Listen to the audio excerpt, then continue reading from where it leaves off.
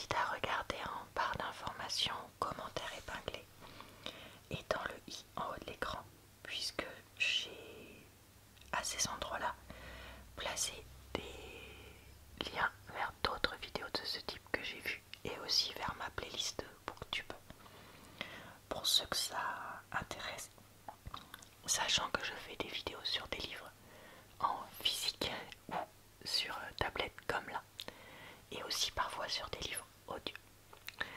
Voilà, je crois que j'ai tout dit pour l'intro, donc je vais passer à la lecture du résumé que je vais vous faire en chuchotant. Je ne peux pas vous le montrer sur les tablettes liseuses, il n'y a pas de résumé, donc tant pis, je fais ça. Voici donc le résumé de Scottish Rhapsody. Erin Wallace avait depuis longtemps oublié que l'Écosse coulait dans ses veines. Grandir à Londres auprès d'une mère anglaise ne l'a sans doute pas aidé à se souvenir de ses racines.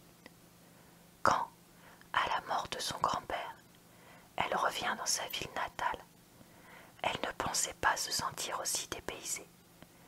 Les gens, l'accent, les coutumes, elle a tout oublié.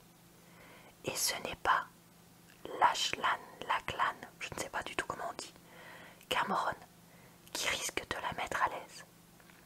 L'héritier du clan des Cameron semble même la traiter avec un dédain particulier.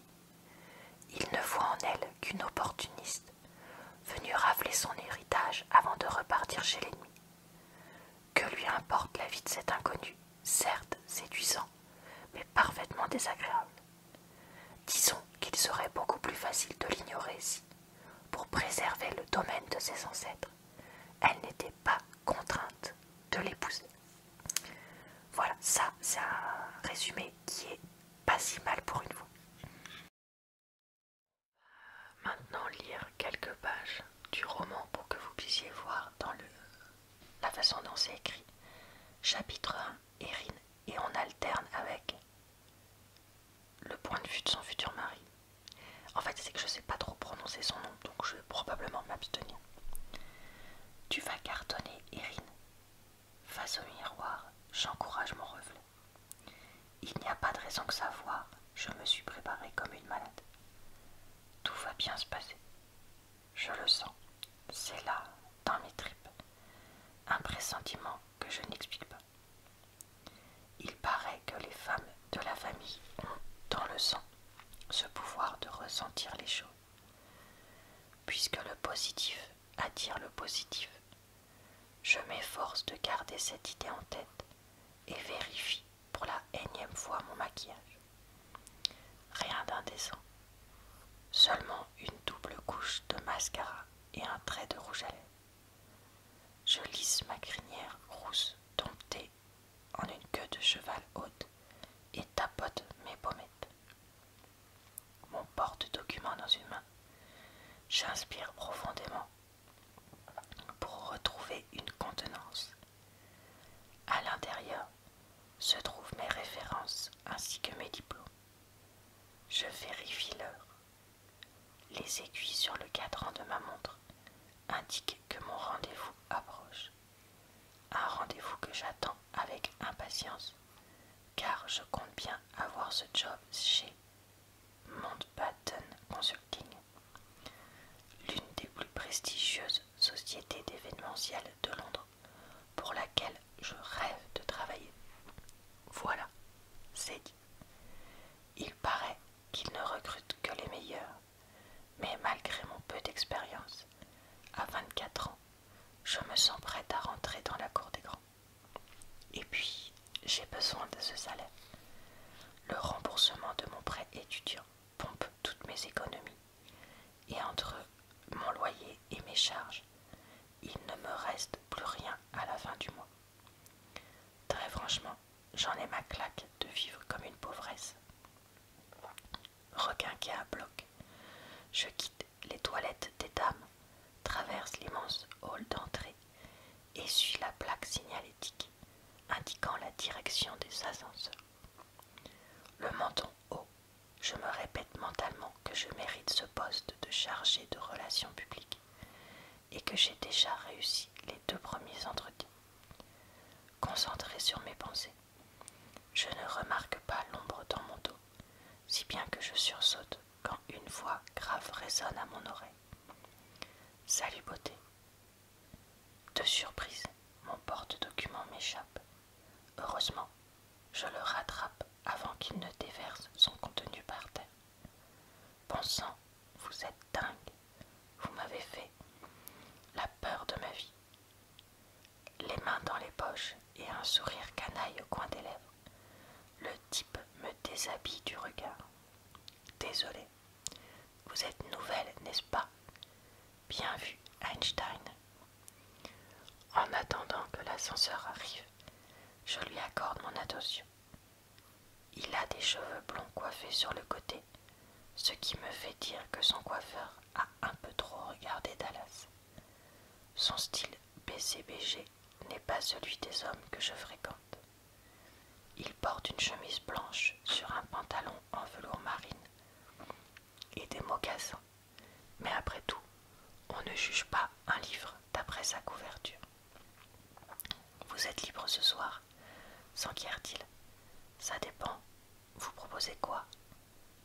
En 2 pas, il se retrouve face à moi, sa bouche un peu trop près de la mienne. Ok. Il ne manque pas d'air. Un japonais et 2 orgasmes. 3 si vous êtes sage. Admettons que je sois embauché. Je crains que coucher avec un collègue ne soit pas recommandé. Toutefois, il est beau garçon et je ne résiste pas à des sushis. Pourquoi pas, déclarerai-je encline à fêter mon futur poste comme il se doit. Ne pas mettre la charrue avant les bœufs, ça te parle, ma vieille? Votre nom, Erin Wallace. Vous. Il glisse sa carte de visite sur mon porte-document et je peux y lire Grant Mountbatten. Désolé, je ne sais pas prononcer ce genre de mot. Ok, s'il est le fils du boss, je comprends mieux pourquoi il a autant d'assurance. Tout à coup, les sushis me semblent moins attrayants. Je passe vous prendre à quelle heure? Le digne de l'ascenseur nous interrompt. Je vous envoie un texto pour vous tenir au courant. Voilà pour la lecture. Alors, qu'est-ce que j'ai pensé de ce roman? Bon, c'est typiquement le roman de romance moyen. C'est-à-dire que pour moi, c'est assimilable à un Daniel Steele en plus moderne, dans le sens où Erin est super belle, avec du caractère, mais pas trop non plus.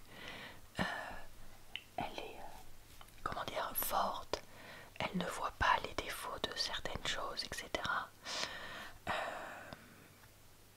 J'ai oublié son prénom, mais le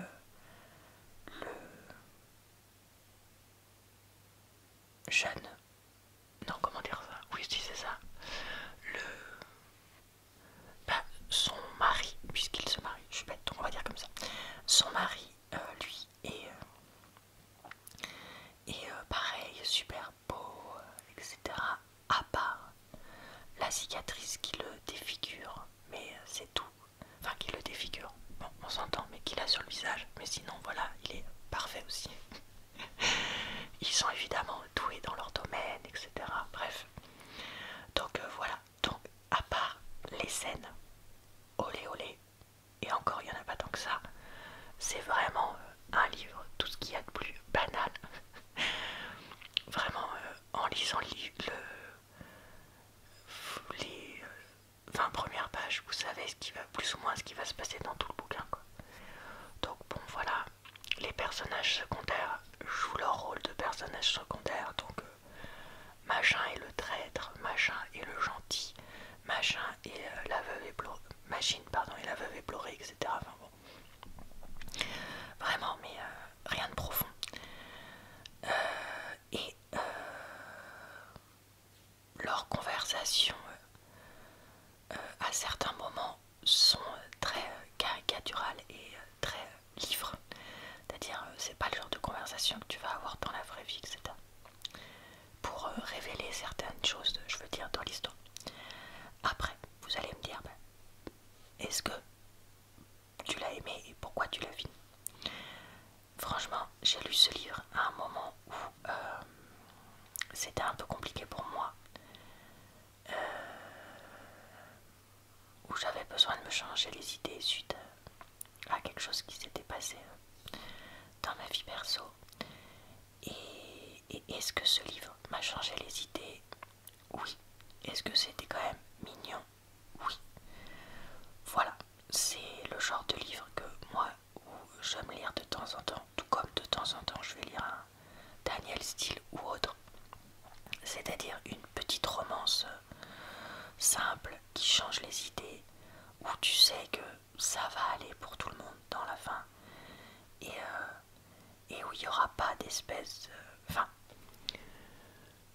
ouais, où voilà, ça va être un peu caricatural, mais pour moi c'est comme regarder voilà, un téléfilm M6 ou une comédie hollywoodienne d'amour. C'est... Voilà, tu sais que tu vas pas creuser très en profondeur, mais les personnages sont correctement développés pour ce que c'est, etc. Et donc voilà, vraiment si vous aimez bien les livres légers d'amour, mais qui restent un peu plus modernes, parce que bah voilà, c'est quand même écrit, je trouve.